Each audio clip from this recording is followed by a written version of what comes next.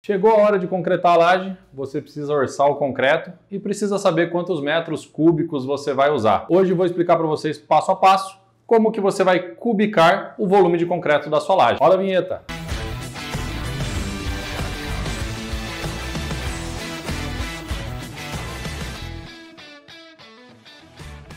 Salve, salve galera, aqui é o engenheiro Danilo Schmidt, hoje com mais uma aula passo a passo, explicando a vocês como calcular o volume de concreto da laje. Primeiramente eu preciso comentar que eu estou falando a respeito de laje pré-moldada, tá? Então não estou falando de laje maciça, estou falando daquela laje que vai ser utilizado trilhos, enchimentos, né, e outros materiais. Se você ainda não entende muito de laje, tem um vídeo passando no card aqui em cima também, que explica mais sobre laje e sobre os tipos de enchimento. Mas isso fica para o outro vídeo. Dando aqui um exemplo, vamos supor que você tem essa estrutura, né, com 3 colunas aqui, era para ter uma 4ª coluna aqui atrás, né, mas ficou voando. E você quer concretar essa laje, tá? Danilo, o que são esses riscos aqui? Bem, esse risco aqui, estou ilustrando o sentido desse meu trilho, né? Em que sentido ele foi colocado? Isso é importante? É sim, você já vai entender por quê, tá bom?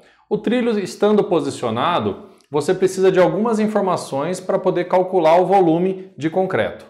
Primeiro, você tem que saber qual que é a altura da laje que está sendo especificada para você. É uma H12? É uma H30? É uma H18? Essa altura é importante. No seu projeto, também é para estar escrito a altura da capa. O que é a capa? A capa, eu ilustrei aqui em azul, é uma camada de concreto que vai acima aqui do enchimento, acima da armação, para solidificar toda a sua estrutura. Essa é a altura da capa que eu chamei de C, tá bom? Para que a gente precisa dessa altura? Para calcular o primeiro volume. Como é que é feito? Bem, a gente tem o comprimento total dessa laje, que eu chamei de A, e essa largura, que eu chamei de B. Então, se eu multiplico A por B, multiplicado também pela altura da capa, eu vou ter um primeiro volume de concreto. Já explico. Então vamos estipular aqui algumas medidas, tá bom? Vamos falar que o meu comprimento A seja 4 metros e o meu comprimento B seja 3. E eu tenho uma capa de 4 centímetros. Primeira coisa que a gente tem que fazer é igualar todas as medidas, tá? Então A é 4 metros, B é 3 metros e C 4 centímetros. Eu preciso transformar o centímetro em metro, 0,04, tá bom? Então, 4 centímetros. Multiplicando isso aqui, 3 vezes 4, 12, vezes 0,04, 0,48 metros cúbicos. Ou seja, praticamente meio metro cúbico de concreto. Mas será que é só isso mesmo de concreto que vai?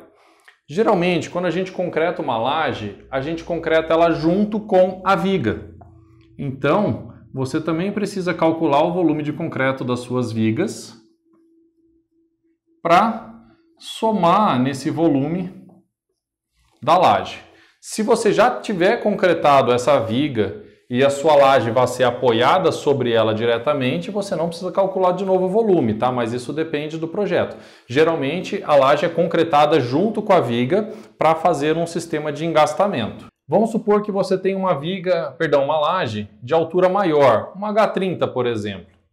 O que vai acontecer? Tá vendo aqui nesse desenho que eu ilustrei para vocês um sistema onde o trilho tem a mesma altura que o enchimento? Nesse sistema, a quantidade de concreto que entra aqui nesses vãozinhos é basicamente irrisória, então a gente não calcula.